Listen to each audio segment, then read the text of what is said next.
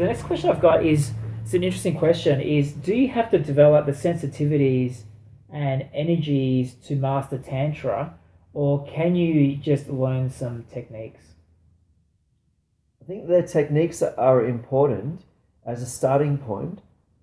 So yes, there are techniques that one learns, and these are techniques that are, it's not just simply sexual positions, it's actually techniques of how one deals with the sexual energy within one's own body. So those techniques are important, but those techniques show you how to interact with the subtle energy of sexual arousal within your body.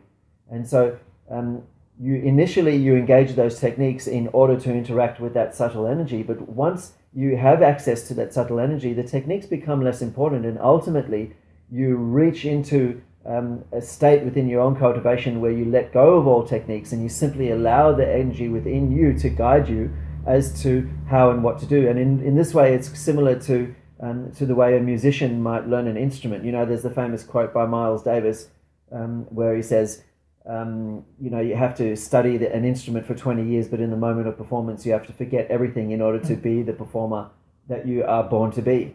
I mean, that's not exactly what he said, but that's kind of a paraphrasing of that idea. And in the same way, it is the same way with these tantric techniques. You need to use the techniques in order to gain a certain mastery over cultivating the subtle energy of sexual arousal within yourself.